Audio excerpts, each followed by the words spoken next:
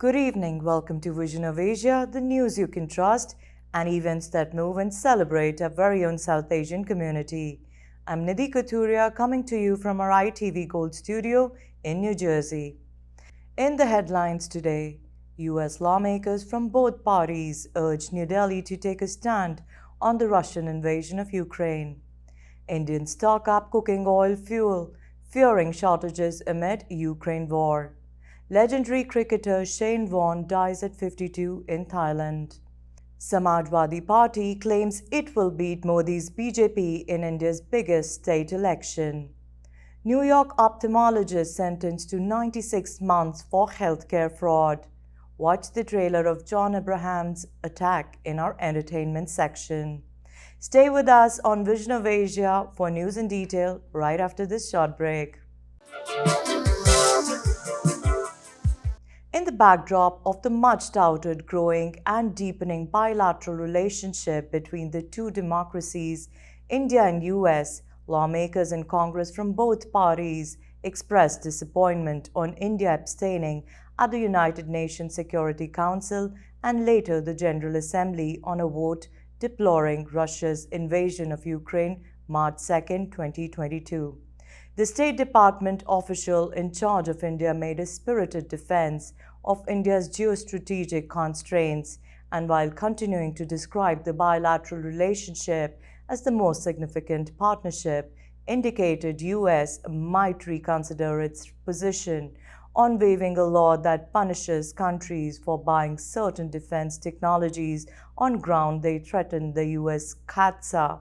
Countering America's Adversaries Through Sanctions Act contains a provision which could have applied to India when it signed a $5.43 billion deal with Russia in 2018 to purchase the S-400 missile defense system from Russia, a step that US considers a threat to it, as it indicated when Turkey moved to purchase the same system.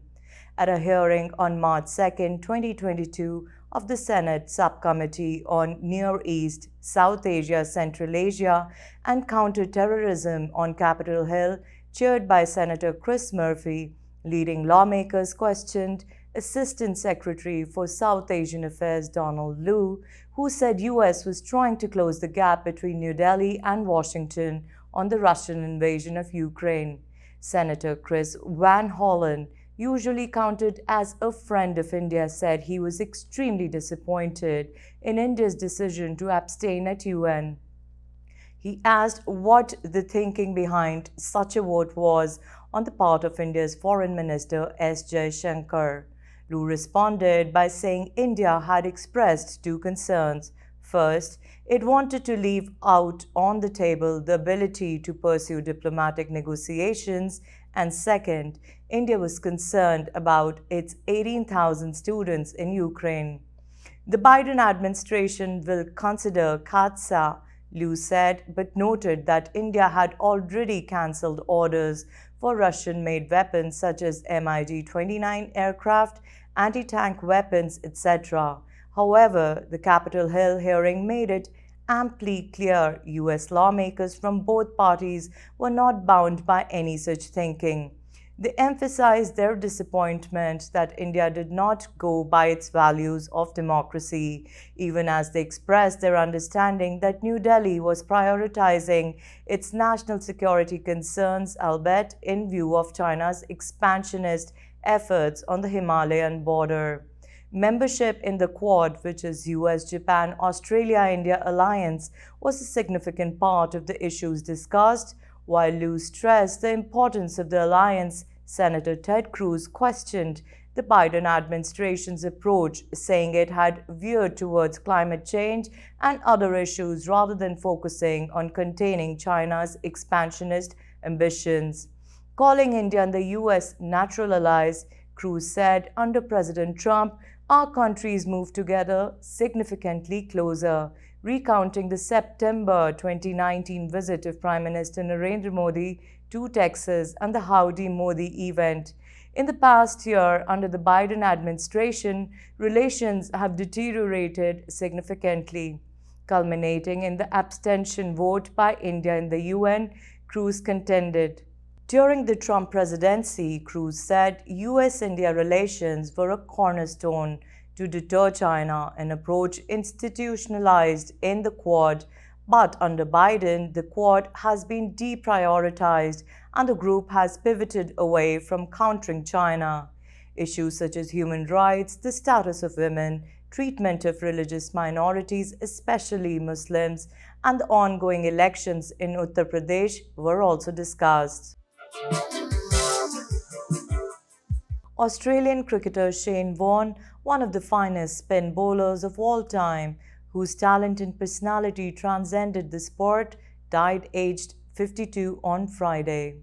Warne, who ended his spellbinding international career in 2007 with a remarkable 708 Test wickets, died from a suspected heart attack in Thailand, his family confirmed in a statement. Credited for reviving the art of leg spin, Warne made his Test debut in 1992 against India, and by the time he ended his 15-year international career, the spinner had established himself as one of the all-time greats of the game. He also had 293 wickets from 194 one-days and won the Man of the Match award when Australia beat Pakistan in the 1999 World Cup final. Often called the best captain Australia ever had, he inspired Rajasthan Royals to the inaugural Indian Premier League title in 2008. Warne's death comes hours after another former Australian cricket great, wicketkeeper Rod Marsh, died on Friday at the age of 74. Warne's last post on Twitter, 12 hours before his death was reported, was a tribute to Marsh. Warne's death prompted an avalanche of tributes from the cricketing world. His great Indian rival Sachin Tendulkar was shocked, stunned and miserable at the death of Warne. There was never a dull moment with you around, on or off the field. We'll always treasure our on-field duels and off-field banter. You always had a special place for India and Indians had a special place for you, Tendulkar tweeted. West Indies batting great Viv Richards also paid tribute on Twitter. Unbelievable. I'm shocked to the core. This can't be true. Rest in peace, @Shane Warne. There are no words to describe what I feel right now. A huge loss for cricket, he wrote. Australia Test captain Pat Cummins called Warne a once-in-a-century cricketer and said the team currently playing in Pakistan were numbed by the news. So many of us in the playing group grew up idolizing him and fell in love with this great sport as a result. Cummins said the game of cricket was never the same after Shane emerged, and it will never be the same now he has gone. Rest in peace, King. Even people who aren't into cricket, everyone knows who Shane Warne is, and everyone, I feel, in this country is feeling this to some degree. A somber stream of people laid flowers, cricket balls and beer bottles at the foot of Shane Warne's statue in Melbourne on Saturday. The country woke to the shocking news that the cricketing great had died from a suspected heart attack while on holiday in Thailand. He was 52. His death dominated local media on Saturday, pushing news of devastating floods on the east coast of Australia and the war in Ukraine off the top of news bulletins and websites. The Great Southern Stand in Melbourne Cricket Ground would be renamed the SK Warne Stand, according to Victoria's Sports Minister. Former Australian cricket captain Ricky Ponting paid homage to his fellow teammate. It's the ultimate recognition, I guess, of one of the world's great sportsmen.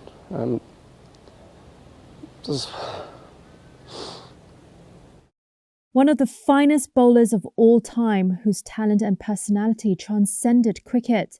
Warne was rated as one of the 5 greatest players of the 20th century by Winston Cricketer's Almanac. But his hard living often made tabloid headlines as well. The wily spinner frequently courted controversy and served a 12-month suspension after testing positive for banned diuretics in 2003. Thai police said on Saturday they were not treating his death as suspicious. His body would be transferred from the island where he died, Koh Samui, to the mainland for a full autopsy to determine the cause of death.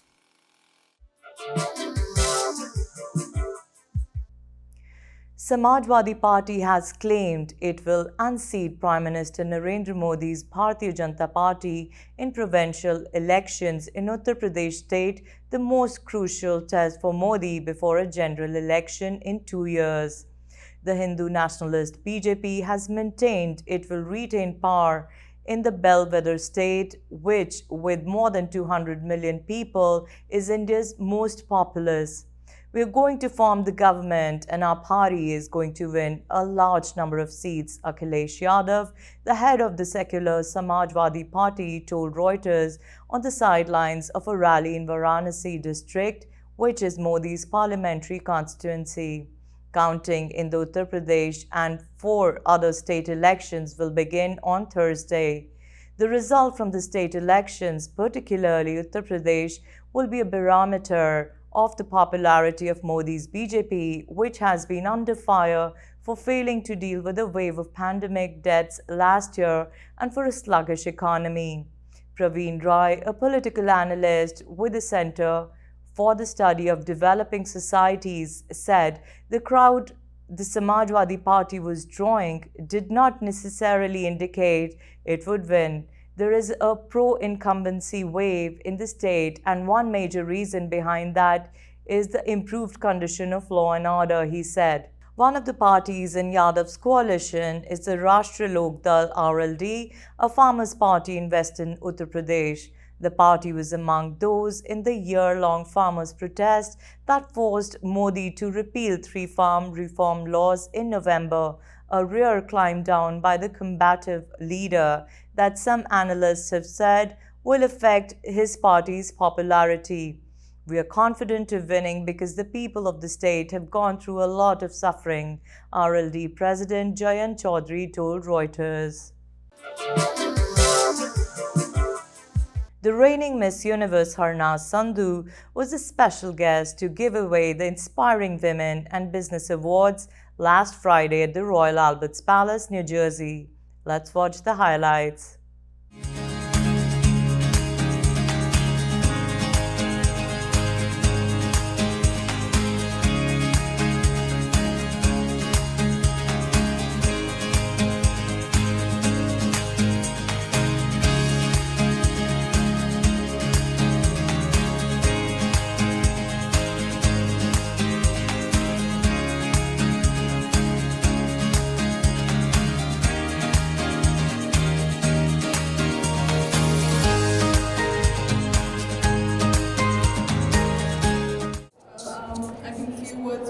Will never be enough. Thank you so much for your kind words and being here today and expressing your gratitude. And I'm actually grateful here to be a part of this great event where we talk about women empowerment, something which is really close to my heart. So I am excited to express. Well, it's a total honor to be able to be here at one of my favorite places in town, Royal Albert's Palace, with 2 of my favorite people in town, Albert Chassani and Shobna Patel, and to think that a mayor of a town in New Jersey, of all the towns in the country, to have Miss Universe stop here first, got off the plane and came right here, her first stop in the United States of America as Miss Universe, And for me to be here to welcome her and share the stage with her and present her with a proclamation, have her present me with a beautiful plaque. It's I can't describe it. I mean, it's Miss Universe. I mean, it's a thrill to be here at this wonderful facility with a couple here who do so many great things for our town. And to let me share in this is just wonderful. I'm thrilled. I'm absolutely thrilled. Well, I think Miss Sandhu, who is a Miss Universe, it's really pride of India and pride of Indian American community. We all Indian Americans are very, very excited, very proud of her winning the Miss Universe. And I would like to especially thank our mayor of Woodbridge sparing some his valuable time and be part of this festivity and welcoming our Miss Universe from India. And that's really, thank you, Mayor, for that. And thank you, Albert, for hosting all these things, Sobnaben. And really, it is a great pleasure. And I'm very honored and proud that my media group is going to be propagate this good message to the worldwide. And really, it's a great pleasure. And Mayor, you can always count on our media. And this is your platform. Whenever you need us, just give us a call. I just want you to know it was very hard for me to come here tonight to spend my time to meet Miss Universe. It was very difficult, very challenging. It was a personal sacrifice for me to come all the way to Royal Albert's Palace, 5 minutes away from where I live and where I work, just to meet Miss Universe. And by the way, I want to thank Governor Phil Murphy, who got on a phone call with us and gave his congratulations too for having Miss Universe here in New Jersey. You're in Woodbridge Township, but you're also in the state of New Jersey. And he gave his congratulations to her too.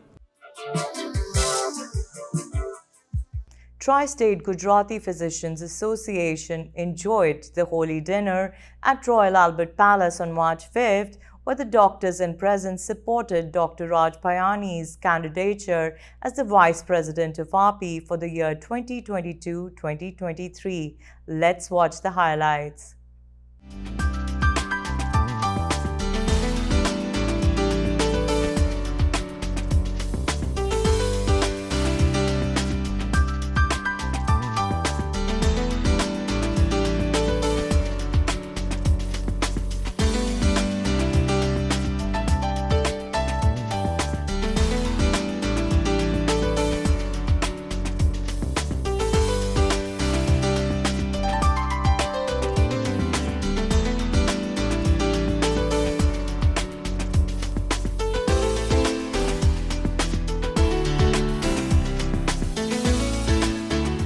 On behalf of Tri-State Gujarati Physician, it is my true honor to give an award, Lifetime Achievement Award, to Dr. Jatinbhai Shah. Dr. Jatinbhai Shah needs no introduction. At the same time, I must say this Lifetime Achievement Award is true lifetime because other people will take 10 lifetime to do the work what he has done. He is the best doctor for the last 25 years. He has an endowment chair by his name at Memorial Sloan Kettering Cancer Center.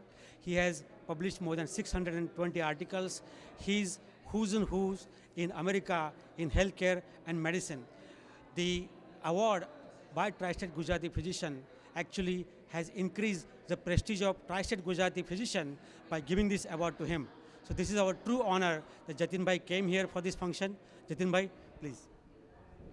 Raj, thank you very much. It's truly an honor and a distinguished privilege for recognizing me in this manner.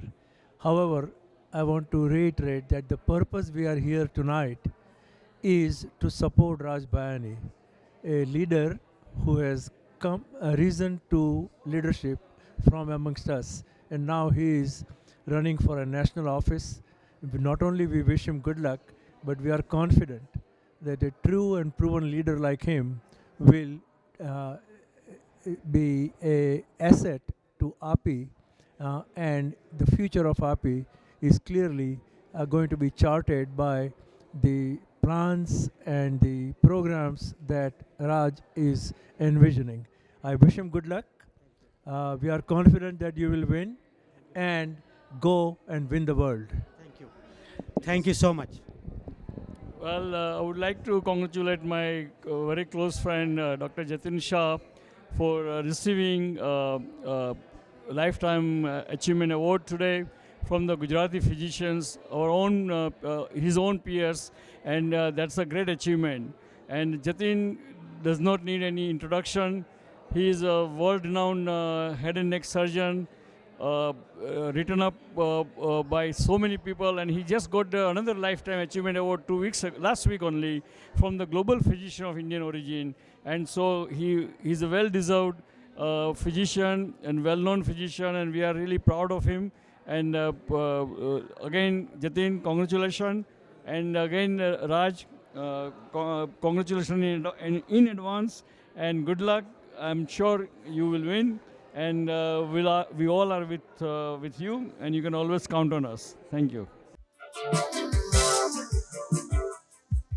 Attack is the film that has complex drama with an element of sci-fi and an answer to how India deals with terrorism, with a sneak peek into the future of warfare. Spearheaded by a stellar cast of John Abraham, Jacqueline Fernandez, Rakul Preet Singh, Prakash Raj, Ratna Pathak Shah, as they combine their forces to bring the audience a special adrenaline-pumping action entertainer to be watched exclusively in cinemas. Let's watch the trailer.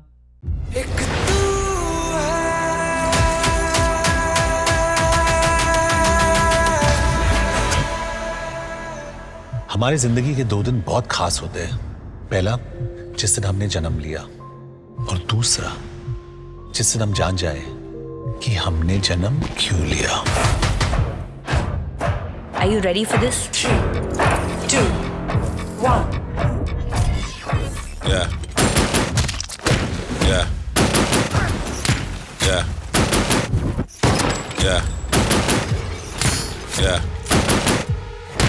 Yeah. Yeah. Arjun, मुझे पता है तुम क्या सोच रहे हो। तुम फिर से ऑर्डर्स फॉलो नहीं करोगे? Exactly.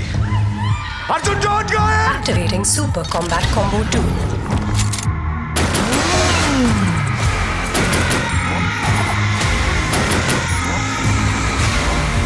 Ladies and gentlemen, it's showtime.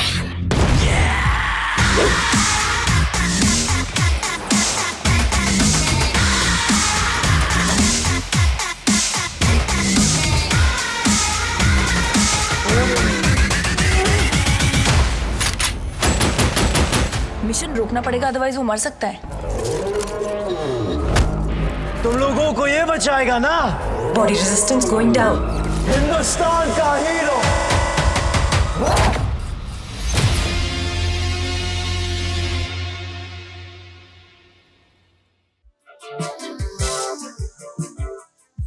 And that's a wrap on Vision of Asia tonight. Send us your suggestions and community news that you would like us to cover for our print and television coverage at events@itvgold.com.